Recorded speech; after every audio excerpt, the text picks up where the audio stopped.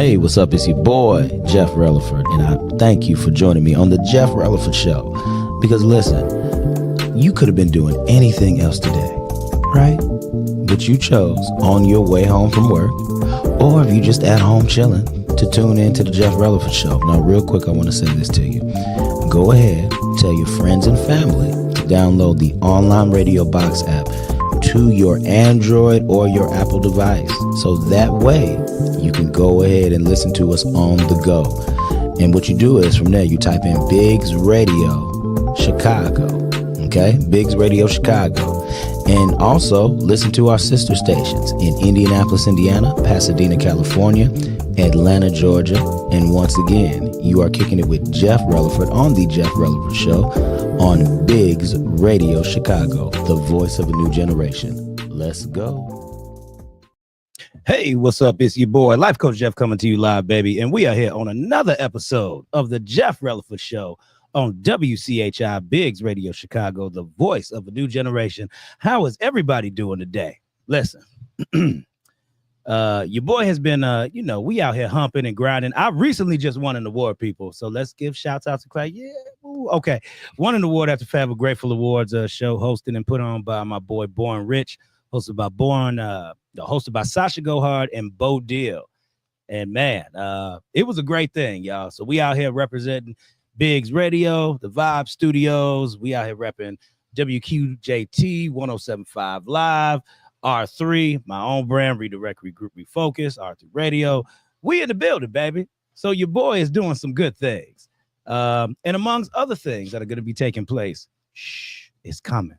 But y'all will figure it out later. So y'all know how it is, baby. I got to remind y'all where we at. Boom. We are here at the Vibe Studios here at 2075 Rush Place here in Lake Station, Indiana. It consists of Ryan Reed of the VNO, What You Know, myself, Life Coach Jeff of Redirect, Regroup, Refocus, Smooch Wallace, who is Smooch Wallace, baby. If you don't know him, please get to know him. And also Mary Selena K of Rock Truth Radio. Listen, if you need a podcast or a radio show produced, we got you.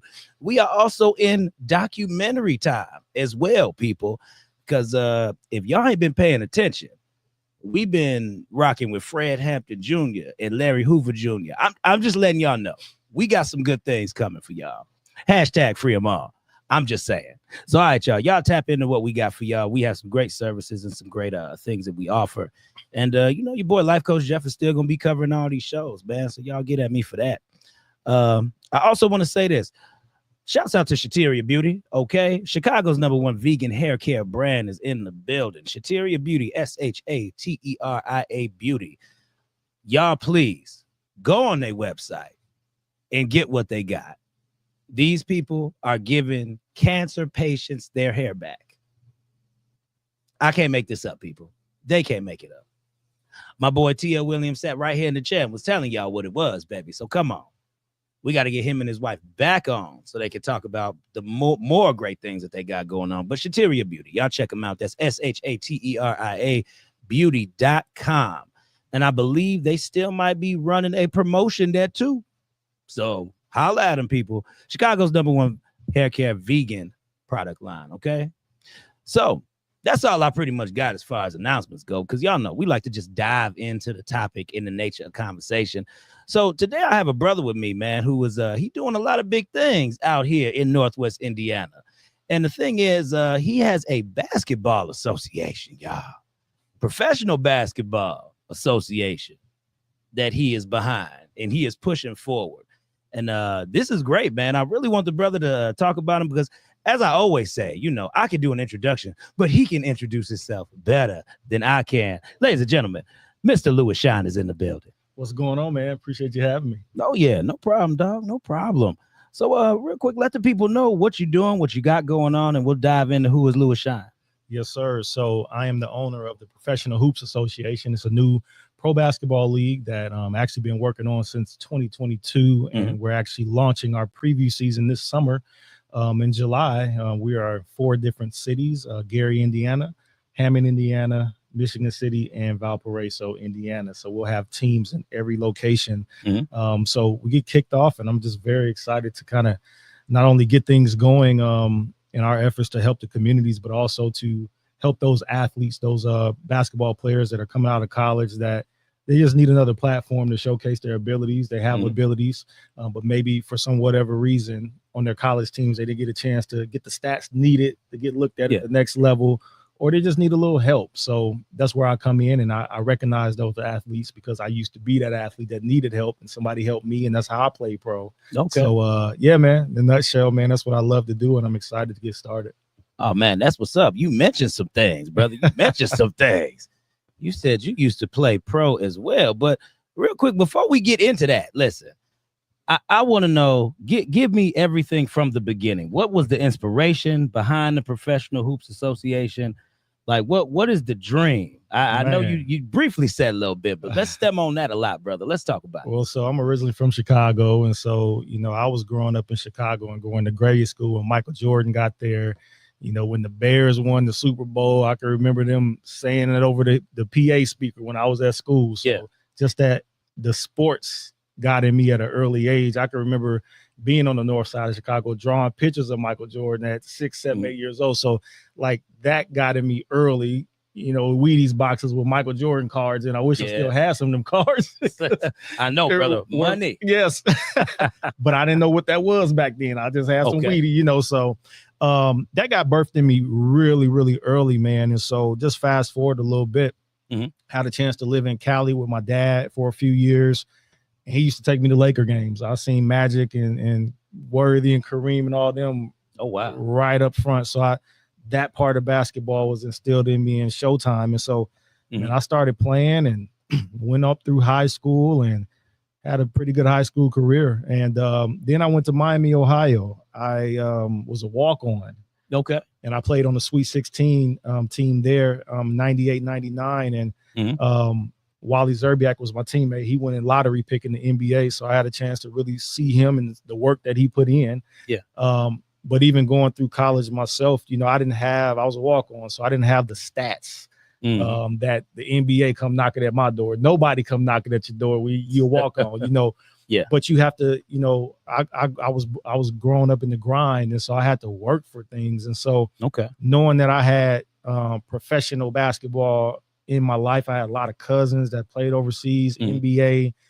I just knew that I could do it. And so after I got done with college, pretty much went on a world tour in terms of playing in different places and overseas workouts. I played in the Rucker that summer, just trying to be seen, and was actually with some teams I got cut from because I didn't have those stats, and they had guys that were D1 and they had the stats. And so it came to the end of the summer of 2024 where I ended up here back home in Chicago, and I went to a overseas camp. And I walked in the camp, man, there's a lot of dudes in there that, just dogs. And I'm like, I'm 6 foot soaking wet point guard and the gym full of just overseas agents, GMs, owners or whatnot. So I just did my best. I played point guard. Were you nervous, any? I wasn't nervous. It was just kind of like, man, this is it. This is the end of the summer, so I got to do well. Okay. But the mindset was, I'm just going to play a solid point guard, get the ball who needs to get it, applaud my teammates, and I'm going to do that. I did that, and a month went by, I didn't hear anything. Nobody talked to me after the camp. And all of a sudden, I get a call from a pro team. And it was like, hey, we was at that camp. You wasn't the best guy there, but you did some great things, and we loved what you did. You played a solid point guard. Okay. A, B, C, whatever they might have said there. And then that's how I got my pro contract, because they recognized that I just was myself and I led the team and I got the ball where it needed to get. And I always tell young guys with that, you don't have to be the highest scorer. Just be you and do you well. And so that's how I got my pro contract. That's what's up. Okay. People, I want to say this. I ain't been a pro in nothing. Okay. So I look, I had dreams of wanting to go to the Olympics for track and field. It's just a lost dream. A brother maybe wanted to just sign with Reebok and Nike and just run some hurdles. I was short out here running hurdles, man, but I can get them. I was beating the people who was like 6'6'3" because they used to do the moonwalk. But anyway, I'm sorry. We're not going to reminisce about my time. But that's awesome, man. I think that's amazing. That's a big inspiration for people because you know what? A lot of people, they tend to give up, when they don't hear nothing back or they don't want to put in that extra work that they got to do and the camps and everything like that because they think nobody's watching. But you went and somebody was watching you, brother. That's awesome. Listen, my mom told me a long time ago, that when you least expect it, somebody's always watching. And it proved to be true. You're right about that. They always watching. You know, your life is it's a resume, especially with social media these days. Oh man. You know, so somebody's taking a look at you. They might not say nothing for a while. You know, I didn't get that call till a month after that. So the emotions I had to go through, like, man, like, yeah, I know I played well, but man, what, you know, and it happened. So no, that rings to be true. That's dope, man. Yeah, That's man. dope. So once you went through the pro thing, you know how was that journey for you? Because I often wonder, because it's kind of like, you know, when you graduate from high school to the big leagues, you know, a high school to college, it's a transition. The workouts are a little bit deeper. But when you go from, I would like to imagine if you go from college to a pro team, your life is changing. It does. So let's talk about that transition. How was that going with a pro team? Yeah, so it was a grind, man. So like I told you, that summer just had to work out. You know, for a lot of people, just trying to be seen, because it ain't like they checking for you. You know, if you walk on, you know, so I had to really prove myself. And so once I got on that team, actually even before I got on that team, the team I mentioned earlier that I got cut from, that's the team that I was really excited about. So I ended up going out to Salt Lake City. If you guys remember a guy by the name of Ike Austin, he was actually the owner and the head coach of the Utah Snow Bears at the time. So I went out there and worked out. They liked me. Ended up coming back home. They flew me back out. I worked out with what they call at the time was like a pre-training camp. And so did really well. And it got to like the last day before like training camp started. So I did well. I tested out highest vertical shuttle run. I was the quickest. Like, so I tested out and did well. And so on that Sunday before Monday's training camp, I'm like, I'm good. You know, we got our per diem money. You know what I'm saying? Like, so we in the room just playing some spades, relaxing, got our food, stocked refrigerators. And then I get a call like at 11 p.m. And they asked me to come to the coach's room. And when I walked in the room, they were like, hey, we're going to let you go. And how'd that make you feel? You know what? It's like God had me in my heart, because what could have been like devastating because you put so much work into it. It's just like he had me shielded, you know? And so they explained, they were like, hey, you know, it's not that you can't play. You know, we got our investment in a few other guys, you know, type of thing. And so they had me on a 6 a.m. flight. And that showed me it's a business, you know what I'm saying? And so, but it wasn't long after that till I got the call I was telling you about. And then that's when I ended up in Denver, Colorado on that team. The Colorado Storm. And so I ended up playing with that team for about a month or so. And literally one day when we were at practice, they were going through a transaction of the team being bought out.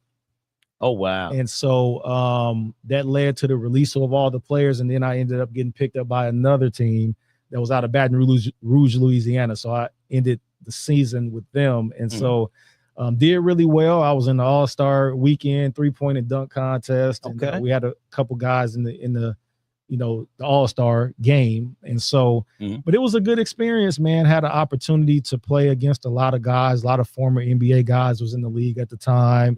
You know, your Oliver Millers, rest in peace. Your Jimmy King, your Todd Days, some of those guys. And so it was just a great experience, man. Basketball could take you a lot of different places. And so it was just awesome to be able to just experience some of that. That's dope, man. Now, did you have a chance to go to that what was that? The 3-on-3? That just happened. Happened this week. I didn't get to go, man. You didn't get to go, I did see. Yeah, we getting ready for the league, but I saw the highlights and different things. Yeah, brother. When I was looking, I was like, hold on. I had no idea, man. I prepped for it a little too late. Your boy would have been there. It was a decent crowd that was there too. Look good, man. Yeah, real decent crowd that was there. So I'm telling you, man, I just love your story because it's showing me how, you know, again, you just didn't lose hope and you kept a humble attitude about it. That from what I'm hearing from you telling the story, you kept a humble attitude about it. And it didn't seem like you strayed away from basketball. No, I didn't. Yeah, I didn't, man. It's so after that particular year, I was with the team in Baton Rouge called the Louisiana Cajun Pelicans. That's the name of the team. And that next summer, that's when Hurricane Katrina happened. So that team didn't exist anymore. And so I didn't get a chance to go back. And, you know, so that was kind of like everything kind of slowed down in terms of the basketball career, I ended up back in my second home in Lima, Ohio. Shout out to Lima, Ohio. And I got a friend from Lima, Ohio. Her name is she goes by Shay. Shay. I know a few goes by Shays. Shay. She's short. I know a few Shay. I know she joke around a lot. She always hit people all the time. Yeah, abusive. I know a couple of them. I'm gonna have to show you who she is. Yeah, Shay funny out here. But anyway, keep going with the story. I'm sorry, Lima. That just stuck out because I know that's where she's from. There's a lot of ballers come out there too, but that's where my dad's side of his family's from, and so ended up back there, man. Ended up doing some things in ministry, and then it came to 2007. I actually got a chance to work with the Fort Wayne Mad Ants, the G League team. Okay. And then after that, I actually got a chance to try out for the team. And so I made to like the last tryout, didn't make it. So that's kind of where I was like, well, I'm 27 now. Let's slow it down. Let real life kick in, had a car note, all those kind of things. So you kind of start to transition. Okay. And then I had an opportunity come up in 2012 where there was a pro team that actually came to Lima. And I'm like, boy, this is my opportunity. Oh, wow, look at the Lord. That's what you thinking that. And so ended up working out for the team. They liked me. We went to dinner. They offered me, contract and all that. But I was actually working full time at the time, and just the trade off, I couldn't stop the full time to pursue that with what they were offering. So I actually turned it down. But later that season, they had a part-time position open of a PR and marketing director. Okay. Which, since I was like, I go to the games anyway, I'm like, part-time, I could handle that, on the side of what I was doing full-time. And so I actually started with that team doing that. And that very next year, I became the general manager of the team. Oh, wow. And so I general manager with that team. I ended up coaching with that team. And a few years later, that team ended up not coming back to that city. They actually went to a different city. They moved. And so that's where I kind of got caught like, man, what do I do now? Because being around the athletes, like off the court, me not playing anymore. Yeah. That I started to fall in love with that because it became like the next best thing outside of playing. Okay. Helping these guys, talking to these guys, encouraging these guys that kind of are going through the grind that I already went through. It was just like, wow, I love this. And so when that team left, it's kind of like I was left out to dry. Like, what do I do now? I loved doing this. And so that led to me starting my own pro team. And so ended up having a pro team in Lima for 3 years. That's dope. And we helped a lot of guys get overseas to their next level. We helped coaches get to their next level. We just had a good time. And so that was kind of like my next journey that I stepped off in, after the playing days were over, and I started to embrace that. Man, that's awesome. I'm telling you, man, I love the story because it's with all these transitions. Yeah, it was a lot of, you got real good transitions as you move on. And see, a lot of people what y'all need to understand is this: whenever when life gives you something and it tries to deter you, that don't mean you have to stop. That never means you have to stop. This brother kept going through adversity. He just said real life hit him at the age of 27, so he had to look at what he was paying as far as a car note, different things of that nature. He had to get that portion of his life moved. Yeah. So what did he move? He moved into the next best thing. I'm here to tell y'all, man, some of these things, what they end up doing is they actually bring you closer to something that you might be good at as well. See, God got a funny way of just using people on all different levels. Ain't that something, man? He does, man. So when you think you taking a loss, it's actually a plus. It's actually a win. It is. I'll tell you, man, when I was in Utah with that team, it's funny. I ended up talking to some of my family members back home, and it would, like I said, it was like God had me. And when they cut me, I didn't feel what I thought I would feel. Okay. It's like he was comforting me at the same moment. But that morning, I had an opportunity. I was supposed to go to church with one of the team managers. They didn't wake up. I couldn't get in contact with them that morning. So I ended up walking across the street and walking through the park, downtown Salt Lake City. And make the long story short, I saw this guy on the bench, and I ended up, the Lord just led me over to him, and I ended up talking to him and actually led him to the Lord that day. And so that night I got cut.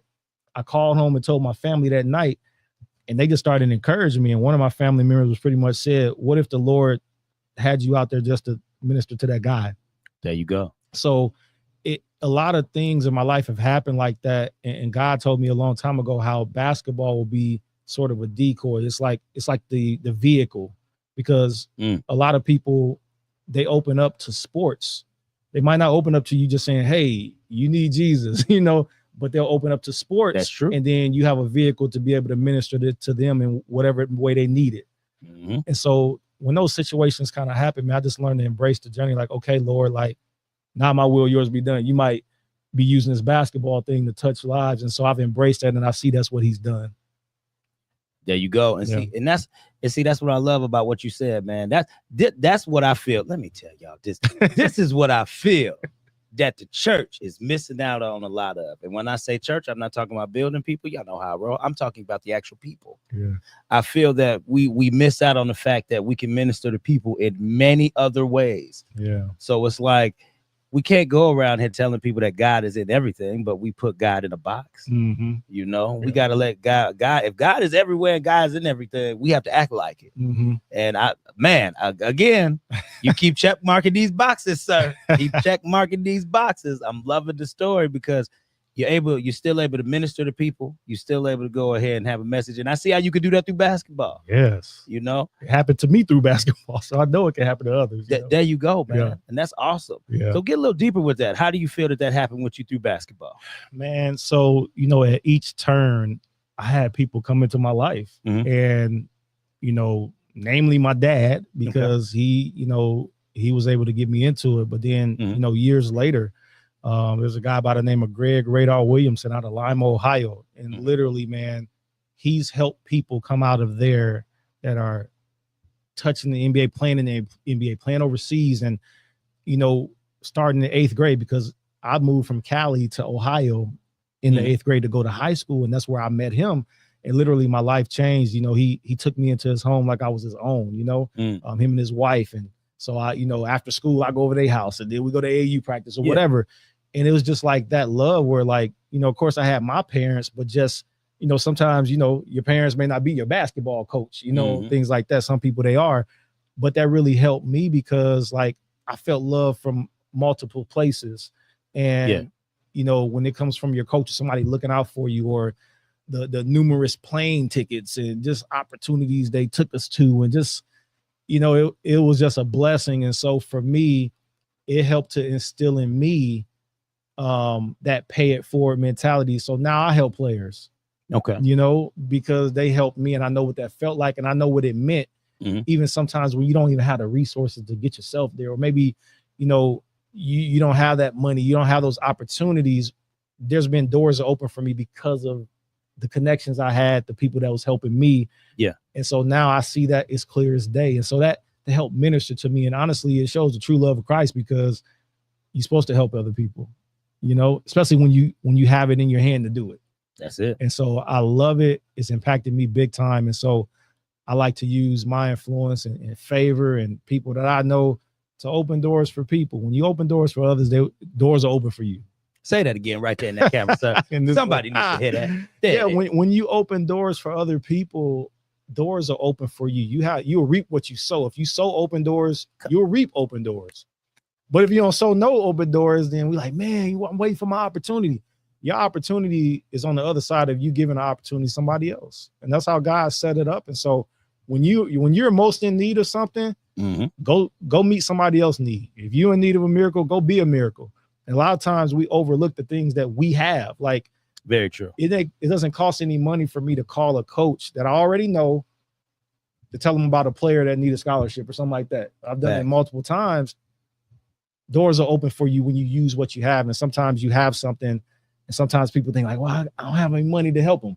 Man, money is like the last thing that you need to help somebody. That's it. It might be a connection. It might be some knowledge that you already know. It might be something in your closet that you can't fit, and somebody else needs some clothes. Come on. So, you know, if you ask the Lord to show you where your seed is to help somebody else, it might be sitting in your garage. Come on. In a box. Exactly. You know, so yeah, I've learned that, man. It's been such a blessing to my life, you know. Definitely. I feel you. I always like to tell people that, you know, God also uses simple things. For us to reach people. We're looking for this big grandiose thing, right? We're looking for it's kind of like it moves when people say, Lord, just give me a sign. If it's going to happen this way, give me a sign. Well, a lot of times we don't realize what God has already put out there. It's already in front of us. Yes. And a lot of that is already within us already. All right. And if we could tap into more of what's already in us, because the example is, see, there we go, people. I'm about to get it. The example is Christ. That's the whole example. Yeah. If we follow the example and we follow the principles, we'll learn that we have the power to achieve whatever it is we want to achieve and do what we want to do. Yes. But when you start giving yourself with this defeatist attitude, I've been saying this for years. I don't understand why our people love to embrace struggle. You know, God is not a God of struggle. Right. If God tells me that I can have redemption, if he tells me that I can live and not die, if he tells me that I can have all these things according to him and his will, yes, why am I trying to settle for the lesser? Right. Exactly. I ask people this all the time. Can't nobody give me a real good answer on that. Like, people say I'm not worthy. No, yes, you are worthy. Yeah. You are worthy of what God has for you. Exactly. Y'all don't let me do this today, because I'm gonna be the saying something today. I'm sorry, because y'all know how I get when it's with stuff like this. Y'all know how it is. Man, I'm telling you, brother, everything that you were saying is just facts. It is truth. And I love how your story is just impacting other people. And let's talk about this basketball association. Yeah. Are you hiring? Well, this year it's a preview season, and next year we will be. So this is just going to happen in the month of July, where we're actually getting the word on things. Now, this year it'll be heavy, like, you know, bringing people in that already do what they do. So it's more of a contractual purpose, you know what I'm saying? Yeah, to make it happen. DJs, all that kind of stuff. Mm-hmm. You know, next year we'll be looking more into trying to get some permanent type of things where, you know, maybe not outsourcing for certain things, but they right down the hall kind of, you know what I'm saying? There you go. Yeah. So we like to grow to that. Okay. But there are some opportunities. So, and I like being creative. So if somebody's listening and would like to reach out, we definitely can talk about some things. See, people, that's why I did that. I did that for y'all. Again, the show ain't about me. Y'all hear me all the time. It's about y'all and for y'all. Okay, I just had to throw that out there. Throw that out there for the people. But I like that, man, because I see the steps that you're taking. And now, how do you go about developing these teams, man? Because I know that it has to take a lot to do this. And because maybe it just comes easy for you because you've been around it and you've seen it a little bit, but what does it take to develop all of this? I'm talking about from the ground up. So, you know, being around basketball, man, for so long, for me, it's more of, there is work, of course. Yeah. But a lot of the work and the construction of it comes a little easier because I've been around it. Like you say, I've been on teams. I coached teams. I coached college basketball for 3 years. I coached at Central State for 2 years. Okay. I'm in Dayton. And then I coached at Winthrop University for a year. And then that's when me and my wife met. And shout out to my wife, Sharbria, on the other side of the camera. Shouts out to the wifey. And so that's when we met. And then we ended up moving home. But just even being around in the college game, how just the structural, you know, dynamics of the department, the athletic department, and things like that. Just the way that all is moved, and I was able to get that valuable, you know, information and just learn that. So now coming into being able to construct a league, like I'm bringing all of that. I mean, years upon years, 2-3 decades of just basketball at every angle. And so, you know, when you start, it starts with the dream. Then you get your LLC, you get those things going, and the fact that I had a pro team before, and my very first year owning a pro team, I was executive of the year in that particular league, but I also sat on, you know, some of the executive boards as well. So I learned a lot, you know. So now moving from one and then starting a league that has 4 teams, it's not as hard. You're just duplicating the one 4 times. And then now it's more so the business side of the league. So I've taken so many years to learn that. You know, so a lot of what I'm doing now wasn't like learned yesterday. You know, it's just years upon years of just learning it at every angle, and then bringing it together. And so, you know, the next part is, I don't say the tricky part, but you have different markets that you have to learn. So, you know, us being in Gary, Hammond, Michigan City, and Valpo, the biggest thing that's a huge benefit of that is the fact that they're all close. They're different in that they're different cities, but they're still good because they're close in with our league headquarters being in Northwest Indiana, I can get from my doorstep to any of the cities and the venues in 30 to 45 minutes. It's not hard. Okay. And so being able to start close, one of the things I learned before is starting the league where you're flying teams across country. You know, that can hit your budget pretty differently than you have a bus league that you can get to different places. So just taking all of that knowledge to answer your question and constructing things, you're just really putting the pieces in place. Your sponsorships, your you know, internships, your recruiting the players, you know, getting your venues, all of those kind of things, and you know, planning your events, your camps, your season opening kickoffs, all those kind of things, and you're putting them together, and you have something special.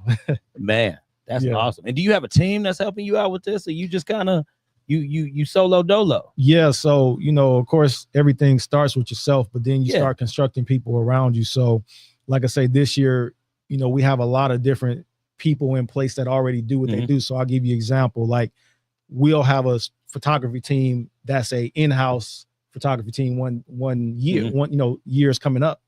But right now we have people that specialize in what they do. We have a photographer that's coming in that's local, that's really well. We have a photographer that shoots for the Chicago Sky that's going to be shooting for us. Okay. So, you know, we're pretty much contracting them to come in. So when you look at the whole of it, it's a lot of different contractual pieces that bring up the whole that we have this year. So, you know, I do my side of things that off the court, but then we bring in coaches, we bring in players, you know, we bring in our trainers, different things like that. So when you look up on game day, you may see like 100 people out there doing something. Yeah. But the part of building is bringing those people in on a contractual basis as general contractors. And then you build from there where you have an actual team, which is my dream, to have everybody in-house. And it's a part of my team only. That's dope. Now, see, I hope y'all was paying attention because the brother was dropping gems on how to build. I really hope y'all was listening. Because, see, sometimes, man, people, they got to catch up on those little nuggets that you sending. You said something very key. Contractual basis. Yeah. Very key. Yeah. Y'all, some of y'all trying to figure out how to build these teams out here. Just a team with people so you can be successful. The man just dropped gems right there. Okay, I'm gonna just leave that there because sometimes people don't understand. You know, sometimes people don't understand. You know, there's more than one way to skin a cat. I mean, my wife was saying that the other day. There you go. And when you look at like some of these, like you say these companies out here that you might be looking at and be like, man, I want to be there one day. Like, if you just get a little knowledge about it, I've learned this, that sometimes you can look at people that artists or whoever, they might have a team with them. One thought might be, man, they got a big budget to hire them. But then another thought might be like, well, maybe they hired them for the time that they had to do what they had to do. Exactly. So you may not have to have them as a full staff for an entire year. You may hire that person for the time being, you know, and then they come back the next season or whatever. So I had to learn that because I'm thinking like, man, like what will I have to pay to have that kind of staff? But, you know, me and my wife is in entertainment. She does events, stage plays, and film. And there's a lot of ways to make happen what you're doing. You just got to learn how people do it. And I did. And so it helps me to navigate through it. And honestly, it makes things easier sometimes because I may not have to have a person on full time that does photography and I'm paying them for an entire season when my season is only several months, you know? There you go.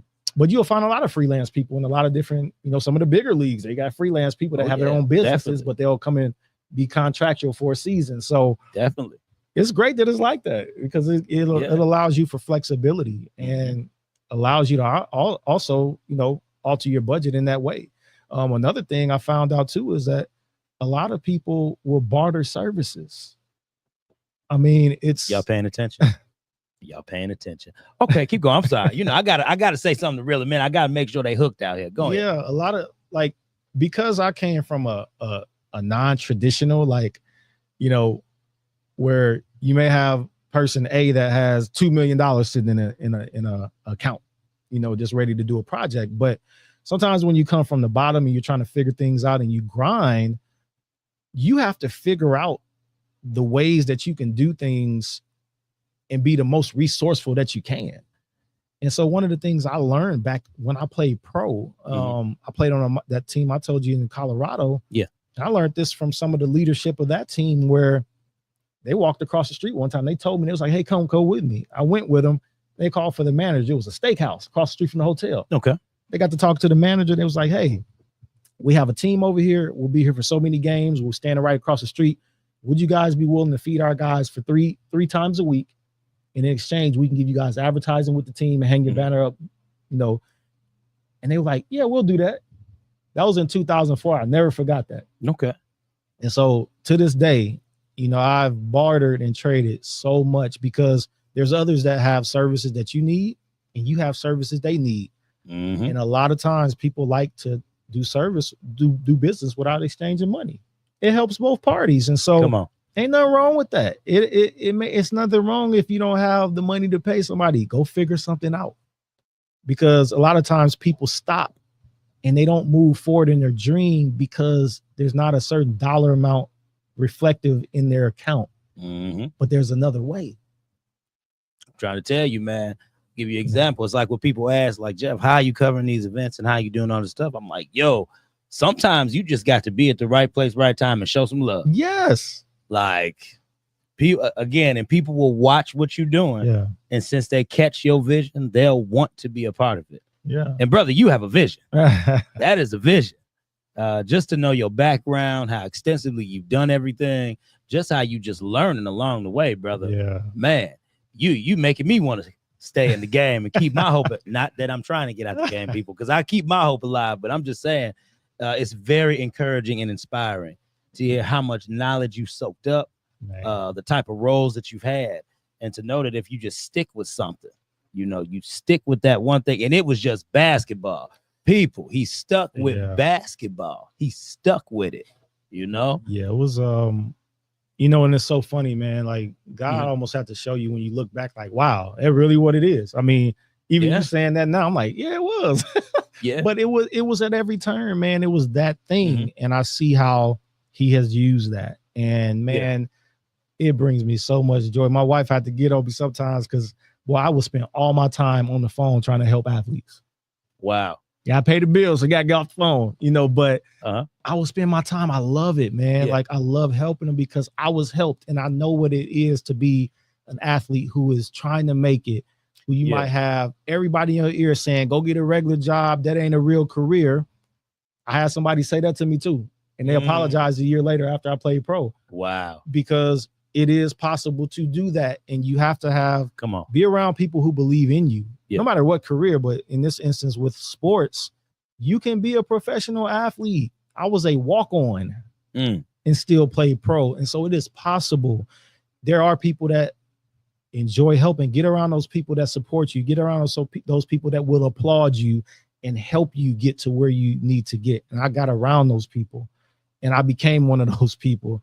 And so, yeah, it was basketball every turn, man. And so now the Lord has me using it to help change cities, man, and impact communities, and building that civil infrastructure and make people proud of being where they are. And sports does that. Yeah. You know, we go to Chicago and it don't matter what the Bears doing, man, it's Bears City and they got their jerseys on and it's going to be packed downtown. Because they love the Bears. The Bears can lose every game in the season, but they will be there to support their team. That's what I'm saying. And so that lifts the city. I mean, we ride through sometimes after church, but if we're not going to a game, we be down there and it's like, man, they trekking to that game. You know?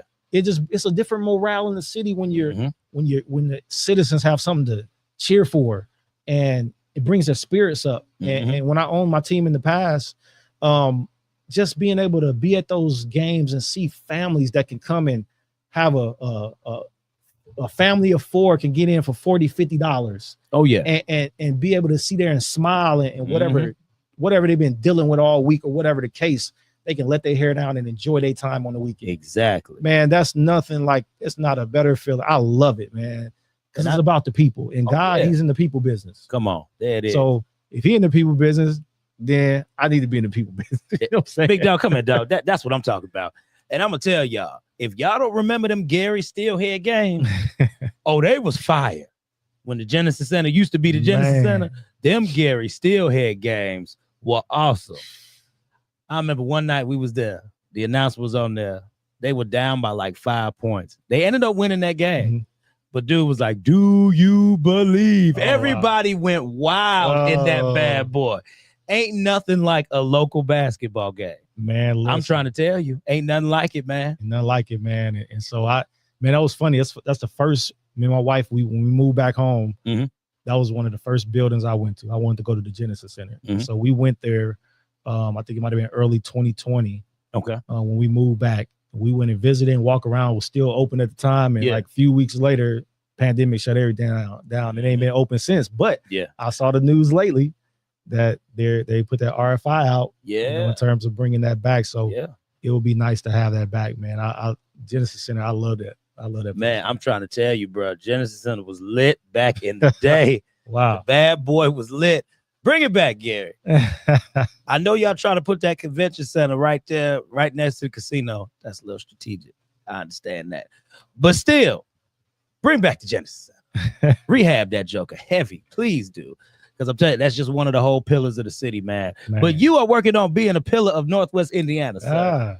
Because you don't need a city. You got cities, sir. Man. So when you were looking at trying to find these teams in these different cities, what made you want to put one? Because let me tell you something. Michigan City out there, boy. It is. Michigan City. Tell y'all something. Michigan City is out that way. It is out there. But anyway. But what made you, when you started compiling the different cities and the teams, what made you think about where you want to have these cities and these teams?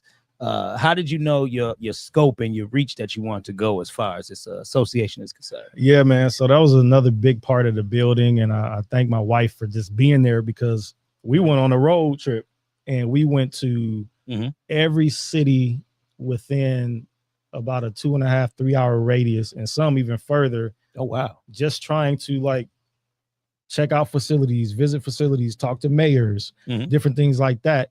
And, you know, so, I mean, we went to places like Moline, Illinois, Rockford, where they had a CBA team. The Rockford Lightning was there. Okay. So we looked at the cities that had the CBA teams and stuff like that. You know, we went east to Kalamazoo and Battle Creek. We went south, you know, to Danville. We went a lot of different places. And so we were trying to start with, we wanted Gary for sure, because this is where we're at, and just have a heart for the city, you know? Definitely. And so I was looking at these other places, and then the more time went on, I just believe it was the Lord that it just came to me like, why don't you look in the region? So all these, you know, just being out at events and different things, and you see like the synergy that is starting to happen in the region, you know, the rail line, you know, just goes up to different cities in Michigan City. And it was just like, you know what, let me just take a look at the region. So I just started scoping out every gymnasium I can find in every city to see like what would make sense. And so we had Gary, and for a long time I didn't even think Gary, because I'm like, man, the Genesis Center closed. Like, where are we going to play? Exactly. Until it was one day that we came from a meeting at City Hall, and I was like, I always see this Hudson Campbell, like, what's this? And they took us on a walkthrough through it. And I'm like, this is a gym just sitting here. There like, you go. So one thing led to another. I did I had to do a presentation in front of the board and got approved to play the games there. So that was Gary. I was like, cool, we're in there. Wow. Okay. So then we went to each city, went to Hammond, trying to find facilities. We were looking at the Civic Center, and, you know, make a long story short, we ended up at Calumet College St. Joseph. So that was they worked with us really well. Then went to Michigan City, and we had some friends that took us around, and I'm like, man, this is interesting. It's not, 30-minute drive or whatever. And I could just see like, man, there's some work that can be done that we can do to, just further aid the mayor and what they're trying to do there as well. I was like, I would love to be here. And I just kind of fell in love with it. And then we went along trying to find a venue, found a venue. And then we ended up, same thing with Valparaiso. Ended up connecting with them. I'm like, man, it'd be nice to play at the Valparaiso University. And so ended up connecting with the AD. Had some great conversations and love what she's doing over there. And she was willing to work with us, and we're playing at Valparaiso University in Valpo. So yeah, man, it was just a lot of, I say that time frame to find those places and find those venues, that might have been like a year and a half.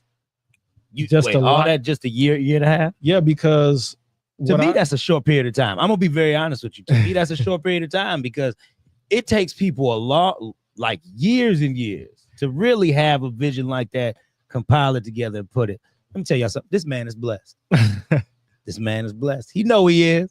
God got you, brother, on this. But I'm sorry, Man, say what you was no, and I was just saying, like the year and a half was like just probably the venues in the cities alone, but just going there. I mean, literally, I think we hit about 5, 6 cities in one day. Wow. We left home at like 5 a.m. and hit Moline. We hit Rockford. You know what I'm saying? We just had to make it happen. Oh, yeah, so you was driving. Yeah, we drove. Wow. Yeah, we had to make it happen. The whole process, just from the thought of conception, like, why don't I just start my own league? Because I really couldn't find a league that I felt embodied my values and what I was trying to do with the community, and also keep the Lord as the focus of it. You know what I'm saying? Okay. Yeah. I just was like, why don't I just do my own? And I believe that was the Lord too, because you had those thoughts come to you. Yeah, definitely. Like, why don't you just do your own? So 2022 is where I started off on that. And the reason it was 2022 was because I thought about it in 2021, but it was the pandemic. So, it's like, can't do nothing, can't meet with people. It's like, I don't want to fool with that. Yeah. 2022 is when it started to lift, and you saw more of the major leagues start to do things again. And that's when it started to come to me again. There you go. So once we got to looking at all these different places in 2022, we took our drive. That's quickly 2023. And then when you start to deal with the different cities, you got to talk to the people, you got to talk to the mayors. It's a lot of work that when you look up 3 or 4 months, 5 months goes by very quick, trying to, got to wait for calls back. You got to wait till they get approval. Definitely. If you're dealing with public facilities versus municipal facilities versus scholastic facilities, they got to run it up the chain. It's a lot. It takes a long time. And so I'm just grateful that now we're at the place where we have all those things in order and we can move forward. Wow. Yeah. I'm telling you, bro, you saying it's a lot. It just seemed like a year and a half went by quick. It was quick, but it was long. Boom, you got it. Yeah, it's like, when you're going through something, it's like, man, Lord, exactly. But when you look back, like, man, that was, it was quick. So yeah. That's dope, man. Yeah. And I love that. Man, if y'all just now listening and tuning in, y'all have missed a whole treat with Brother Louis Shine out here, man, talking about his endeavors of just basketball in general. We talk about training, the pros, the whole 9 out here. And it happened his own professional basketball association, man. That's awesome. Man. Brother, I want to be you. I want to be in your shoes, brother. What size shoe you wear, brother? What I don't 11 and a half. 11 and a half. That ain't me. That's not me. You keep them shoes. But that's awesome, man. I'm telling you, because I'm telling you, as I'm listening to you, you are just such an inspiration, brother. I appreciate it. Such an inspiration. And I need to run across, okay, I'm not trying to say that other people don't have stories out here.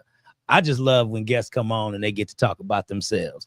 Y'all hear me talk about me and give these life coaching nuggets all the time, but it was very refreshing for me to hear from you, your journey, your story, and now how God is enabling you to pour back with your own vision to people. Yeah, that is just wow. I love hearing it, brother. I'm really excited, man. It's just it's been a life's journey, and I classify this as a life's work, man. It's when I lost it last time, when I had to sell my team, because I had to sell my first team I had after 3 years, and the feeling that it was like a feeling of emptiness, where it's like, man, Lord, that's what I desired to do, and I don't have it. Exactly. That's how and it's like I didn't have it for a season, and now that it's coming back, it's like full go in my spirit. It's like, this is what I'm put on the planet to do. It's a piece of it. Yeah. It's a big piece, but this is one of them. I'm telling you, bro. Just you said you lost it, and you said for just a season. Yeah, it was a season. It was a 9 years. Wow. Yeah. So I went from there and coached in college, got married, went through the pandemic, all those things. So 9 years later, here I am again. Wow. Man, y'all, if this ain't a story of some type of redemption and just sticking to what God has promised you. Yeah. Because I would like to think, sir, that you saw this, and when you saw it, you knew that that's what God gave you and it was going to come to pass. A lot of times we just don't know when, Yeah. We have our visions, we have our dreams, we know we want to do something, but, we just be looking at God like, okay, I see what you're talking about, but I don't know when, I don't know how, but you going to do it. You know? It was funny because I was listening to Miles Monroe this morning, and one of the things he was talking about was God will give you the vision, but he doesn't give you the plan because, he tells us to plan our way. Yeah. He'll make you do it, but he's not going to tell you the stuff you're going to have to go through because you might just abort the mission and jump off the ship like, I can't do that. Well, he might give you the end, the vision, what you're supposed to do. And so I'm grateful. I can see how he just takes you through.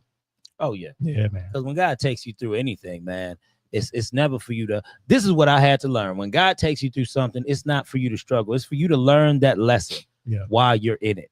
Because like you said, when you had to sell your team, that was one of the toughest things. That was tough for you. That was hard for you to do. Didn't want to do it. Because you said, Lord, that is what you destined me to do. I know that's what I'm supposed to be doing. Yeah.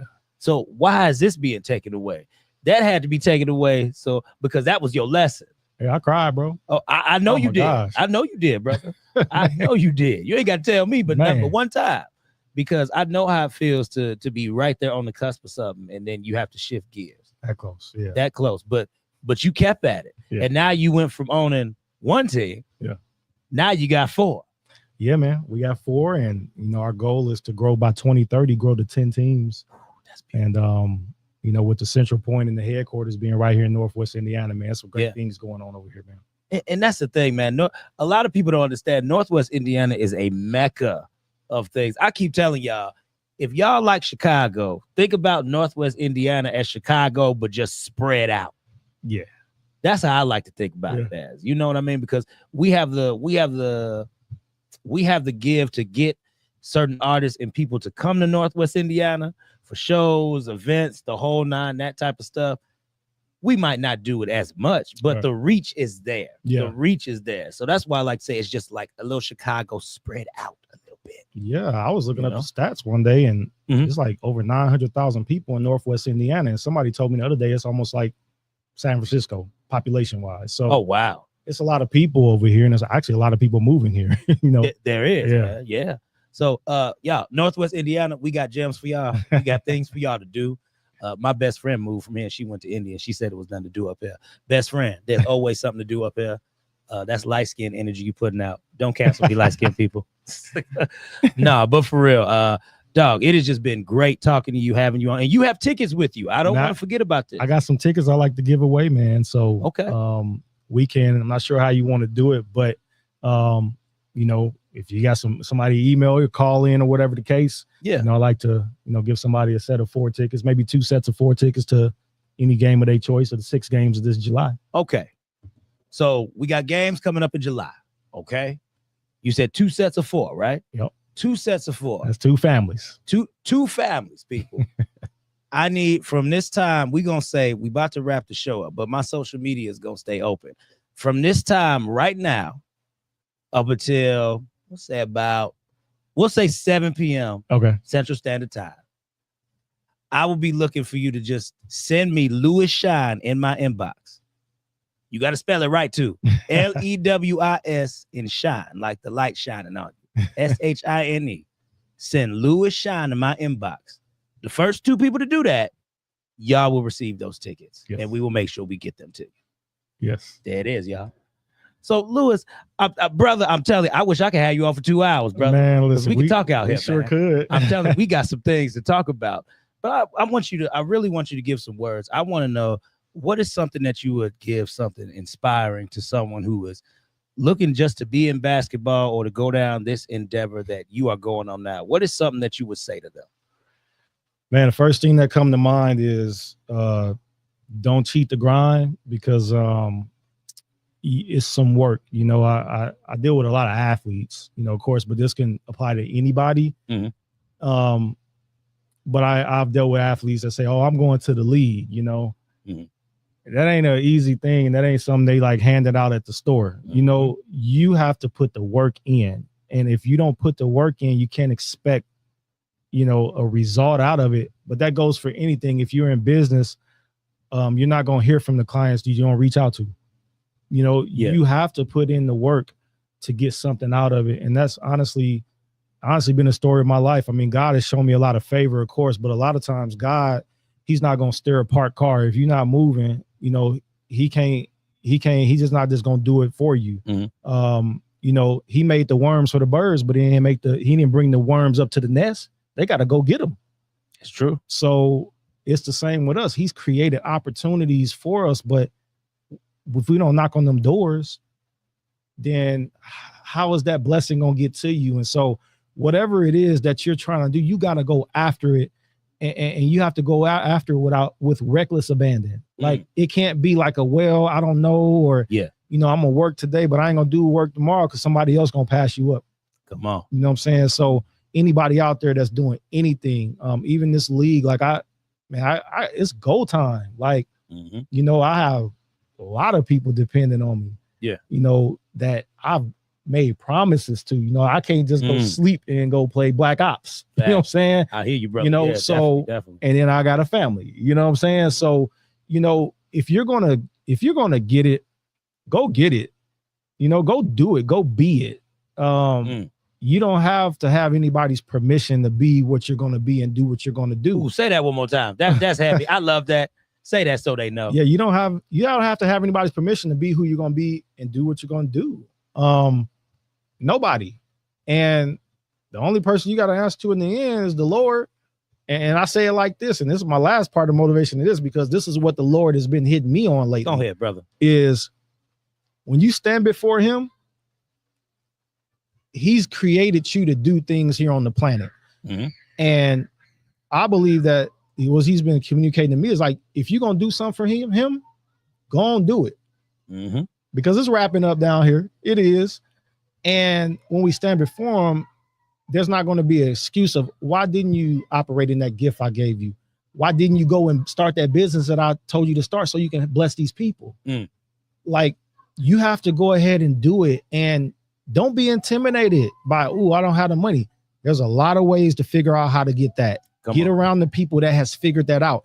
And it's a lot of them on YouTube. You can go and find it and watch it, but you have to have that I'm going after it no matter what mentality. And I'll leave it at this because I can talk about this one for a minute. It's all right. We got 3 more minutes. Oh, we got 3 more minutes. If the Lord walked through the wall right now and told you to go do what he told you to do, start that business, be a blessing, do whatever that is, and then he just walked back through the wall and give you no more instruction, what do you think he expect you to do now? Go do that, because he's not going to be looking for excuses in the end. He's going to be looking for what you did with them talents he gave you.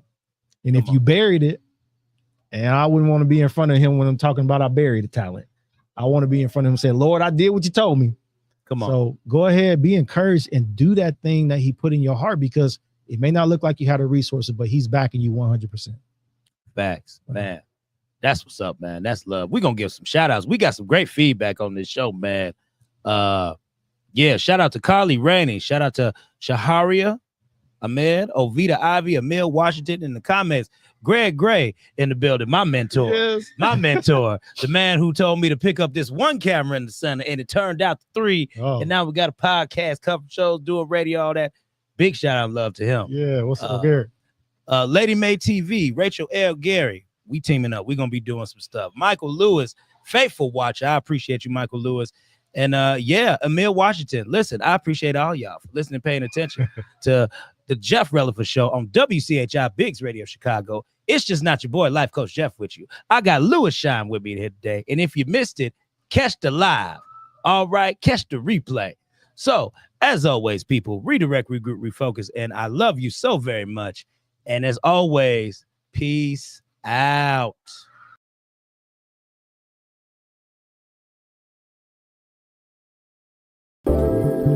Hey, what's up? It's your boy, Jeff Releford, and I thank you for joining me on the Jeff Releford Show. Because listen, you could have been doing anything else today, right? But you chose on your way home from work, or if you just at home chilling, to tune in to the Jeff Releford Show. Now, real quick, I want to say this to you. Go ahead, tell your friends and family to download the online Radio Box app to your Android or your Apple device. So that way you can go ahead and listen to us on the go. And what you do is from there, you type in Biggs Radio Chicago. Okay? Biggs Radio Chicago. And also listen to our sister stations in Indianapolis, Indiana, Pasadena, California, Atlanta, Georgia. And once again, you are kicking it with Jeff Releford on the Jeff Releford Show on Biggs Radio Chicago, the voice of a new generation. Let's go.